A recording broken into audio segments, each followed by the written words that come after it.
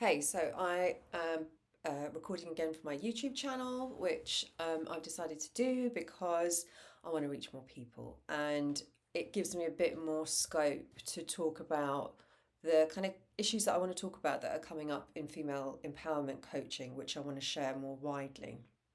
So today I wanted to talk about how trauma impacts women in particular around issues of the illusion of control.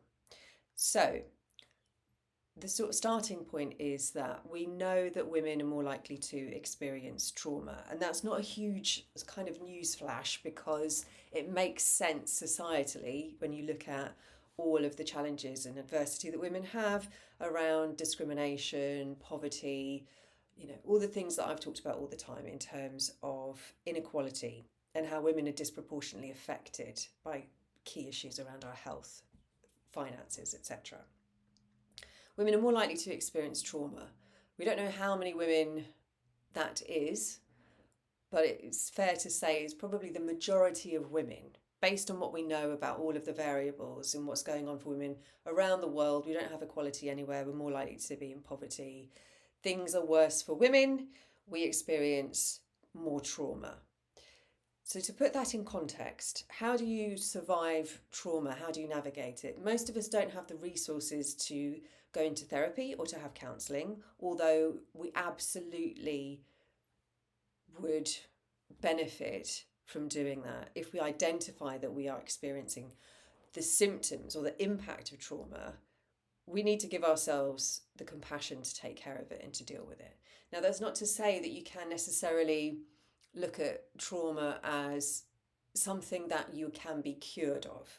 That's sort of what I object to, is this idea that if you do all the right things, then you can get through it and then be stronger for it. The idea what doesn't kill you will make you stronger is a lie.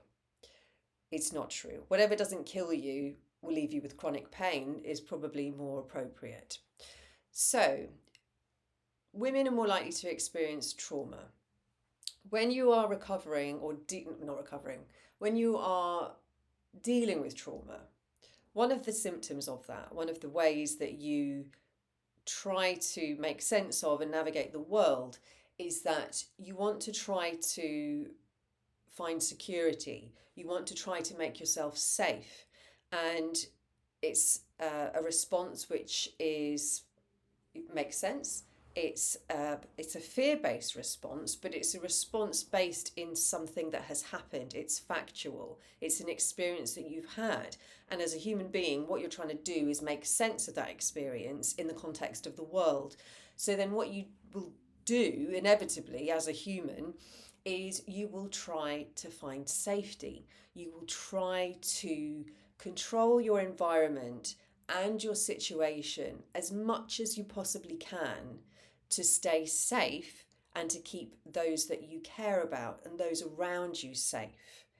So it plays into gender roles very neatly because it means that it's a vicious circle of we've experienced the trauma, we're trying to control our environment. Gender roles push us to take care of others as our role, but we also see that as a pathway to survival. So it's kind of like self-fulfilling in that sense that it all comes together. So it's very hard to be able to step out of it and to recognize it for what it is. Because the crux of it, when we're talking about, the point I'm making around the experience of trauma and the illusion of control is that in order to be safe, in order to take care of ourselves, we try to maintain control. But the problem is we never know fully how much control we have over any given situation. And it's a kind of philosophical question. There is no answer to how much of our lives do we have control over. If we look at it based on evidence and pragmatically, we know that women are starting from a position of being behind compared to men wherever we are in the world. And that means that due to our gender, our age, our ethnic background, our socioeconomic background, our level of wealth, our immigration status, our sexuality, all of these things will play into the control that we have over our lives. If you are white male, cisgender, your options go up like this. If you are a female who is not white, for example, you have a disability, then your options just move down like this, particularly things like immigration status. I mean, then you almost completely drop off. So you've got to look at it from that kind of level in the first place. So so let's get the bigger picture. So we are, as women, coming at this situation at a disadvantage because we innately have less options and therefore less control over our lives. But as a result of our lived experience and trauma and the external messaging that we get from society, what we're internalizing is the need to control what's going on around us, control what's going on in our communities, but also have an impact on wider society. Look at what's going on in the United States. Look at what's going on in the UK with reform. Look at what's going on globally around injustice and rights being stripped away. Women's rights will always be the first to be stripped away. That is historical. That's just how it works. Our rights are the first to be stripped away. And yet we keep pushing and we keep working, and we are certainly the majority of the people who are at the front lines. We are the caregivers, not just for children, but for people who are disabled or the elderly. We are campaigners. We are advocates. We make up the majority of the workforce in all of the caregiving professions and all of the frontline services. And they are the lower paid, frontline, dirty, difficult jobs that nobody else wants to do. We are in a position where we are fighting for everyone and trying to make impact more as a kind of global impact than men.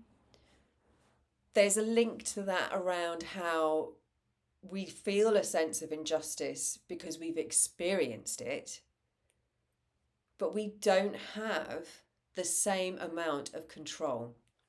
And this is the problem, because it's exhausting to constantly be considering, how can I make impact? How can I make a difference? How can I change things? How can it ever be enough? And it can, by definition, it can never be enough, because there is so much to deal with. Like, that's where frontline workers, people working in domestic abuse, people working in clinical professions, they are more likely to burn out because the task is so monumental, it's so huge. If you stop and think about it, when you're in any of those professions, if you get up out of bed one day and you go, really, in the grand scheme of things, how much difference is this going to make? And it's less than, a fraction of a percent. If you want to break it down, what's the point of getting out of bed, honestly? And everyone who's worked in these fields at some point, well, even day by day, like, what is the point? What am I doing this for? You work with a client for months to support her, and then she looks like she's doing well, she's independent, she's got her own place, and then out of nowhere she goes back to the perpetrator. You have no idea how that feels. That is so depressing. I remember working with a client once in a refuge, and she was really young, she was pregnant, she was vulnerable. I did so much work with her that afternoon to get her set up with starting her benefits. I got her room ready for her, I made the bed, I just made everything lovely. Monday morning she was gone, and I went to check the video to see when she left. She left like an hour after I left on the Friday evening. And it was crushing. It was absolutely crushing, But I have to accept that I don't have control. I don't have control. If that is her decision. I can't affect the outcome. I've done what I can. And I am very familiar with this feeling of wanting to have an impact at a one-to-one level with people exactly like that, but also in terms of, for me, it was kind of more London-wide or nationwide around people have got to listen up about violence against women and girls. And I've been doing this a long time. I've been doing this since 2009. I'll tell you something, nobody cared in 2009. You said you were a feminist in 2009. People would kind of give you a sideways look. They weren't interested. People I know, like people who were friends, if I said I was a feminist, they'd be like, oh God, listen to her. And it was kind of a real uphill battle, like really hard discussions about why are domestic abuse services even wanted, like why are they even needed. So I get the frustration around the disconnect between, am I enough? Am I having impact? I posted something today about Michelle Obama having exactly the same kind of internal dialogue. So her point was she still grapples with am I enough? And she's famous for making imposter syndrome more more known in terms of, well, if that's surprising that Michelle Obama feels like that because she's highly accomplished. She took being first lady to a whole other level of activism and impact. She was highly intelligent and accomplished anyway, is arguably more intelligent than her husband, and could easily have run for office. And she's a good person. There's a lot of what she says that resonates with us, and yet she still feels like she's not good enough. And the reason why is because, I think especially for somebody like her, the bounds of what she can control are seemingly endless, because she was in a position of, okay, so not ultimate power because she wasn't the president, but a certain level of power, a clear level of power, a level of power that most women could only dream of. And yet she is still in a position of, am I good enough? And it really comes down to getting to grips with what we have control over, because it really is endless. And for me personally, that definitely contributed to burning out, because it was this sense of keeping going, trying to do all these things and taking responsibility for so much. I say to clients all the time, women that I'm working with, how much of this is your responsibility? Because so often we have concerns and worries about, how will this impact on my colleagues? Like, if I leave this job, how will it impact on my colleagues? What will happen to them? Well, they are adults and you are an adult and you can make your own decision. All these things we get caught up in, we take that responsibility on because we are externally conditioned to do that, because that's part of our gender role, is to take care of everybody. But also internally, we have learnt that the way for us to survive is to try to make sure everything is okay. It's not necessarily something that is particularly strategic. It's just this need of, I just have to make sure everything is okay all the time so that I can avert disaster, because I know that disaster is going to come. I know that. And there's no amount of kind of therapy or talking it through where you can make yourself believe that it's not going to come, because that's not how life works. This is where I'm kind of getting to around the purpose of female empowerment, because it's more about like understanding that these bad things are going to happen. Like, we're not going to sugarcoat it. That's putting it as kind of plainly as possible. Life is going to be hard. We are going to face discrimination. We have faced it before and we are very likely to face it again. We don't know how much of a difference it makes to our lives because it's hidden, and that is the nature of discrimination.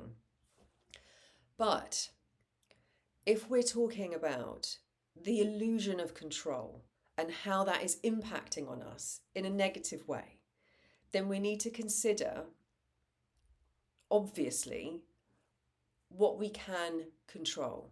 for sure. And, you know, it's a philosophical question. It can go on forever. Well, what can we control for sure? There is no free will. What we can control is how we show up. It's the decisions that we make. It's how we take care of ourselves and other people around us. We are shaped by our decisions to some degree. We are also shaped by adversity and challenge, and for some, entitlement. So, in order to think about how we can navigate that, it's important for our mental health that we can check in with reality. And that's really what I'm talking about in terms of female empowerment, tools and strategies. What can we do? We're not talking about trying to undo years of trauma. You know, I've already said if this is something that you are familiar with or experience, the best thing to do is to look into counselling or therapy. But what's important, what we can do, is bring awareness into it and to think reasonably about, is this my responsibility? Or is it more of a collective responsibility? Because quite often it's not a case of this or that. It's not good or bad, it's black or white. That's a kind of rigid way of thinking. Complexity is more realistic. There's always more going on. It's not just this and that. It's the idea, like one of my favourite things to say about this is there are two types of people in the world. People who think that there are two types of people in the world and people who don't. So the point is you need to recognise that it's never this or that. It's always something more complex. And so part of the stress that we take on for ourselves is, I made a decision, it was this or that. I had to decide, was it this path or that path? And that is very limiting in terms of how you perceive yourself and how you perceive your options. For example, you left your job and it was because it was an awful job. It was really unfair and poor conditions and it was rubbish, and you decided that you would quit and do something else. Now, it's likely that you didn't get to that decision just through one difficult day, one bad decision, one thing went wrong, and then you decided, right, that's it, I've had enough. It's more likely that you were worn down over time and you felt limited and frustrated and that you were on your own and that nobody was helping and nobody cared, and you made an informed decision with the people around you and you took that path forward. Equally, you could do other things. You don't just have to leave your job. If you are that fed up with it, what work could you do on the side? What project could you do elsewhere? What are the things that you could do if it's not your kind of reason for living? What are the other projects, hobbies, communities, groups you can get involved with? Whatever the decision you made was, if you made it from a place where you were thinking, how do I take care of myself? How can I be myself? How can I find purpose? How can I find meaning? That's all you can do, because a lot of us spend a huge amount of time focused on the what if I made a mistake? What if this is all a huge mistake and I'm wasting my time and it will all come to nothing and everything will fall apart? You know, we go from 0 to 60 in a heartbeat. You make a mistake at work, you will, honestly, this is something that happens all the time. As a woman in particular, if you make a mistake at work and you think, oh no, that is disastrous, you will, like, anything, could be anything. You can go from making a mistake to losing your job to living out of a bin within about 10 seconds because it's just catastrophizing. And it's because you're having to, this is a kind of trauma response because you're thinking, what is the worst that can happen? I mean, yes, living out of a bin is probably the worst that can happen. But is that likely because you sent an email to the wrong person who probably will not care in the slightest by lunchtime? Like, literally, people don't care. This is the thing. This is the other context to it. It's not all about you. Everybody else is in their own head worrying about what the hell's going to happen to them, and we're all catastrophizing.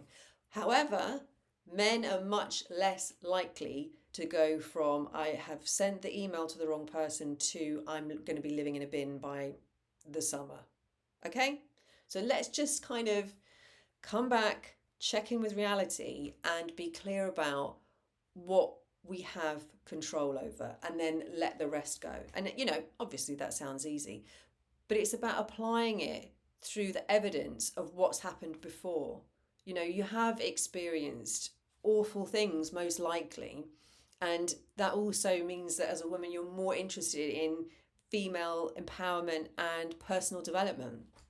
It's probably why you're here, if you're still here after like this hour-long tirade that I've ended up on. But the point is, in summary, the point is that you are likely to try to control things because you've been through difficult things. You've had tough times. You have.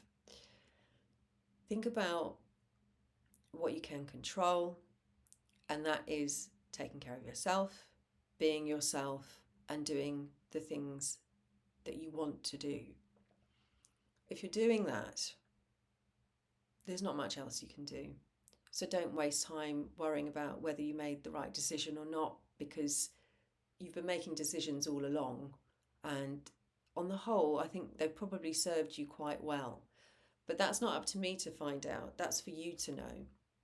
You can decide that for yourself. But I'm willing to bet that you've made some pretty good decisions because you're here, you're alive, you have people in your life, you have ambitions, and you have self-awareness. So just remember that and come back to what you can control and what's important to you. Okay, well, that's enough for me for now. Make sure you subscribe, that you follow me on Instagram, and if you've got anything else that you want to add, then just please put it in the comments. Okay, thanks.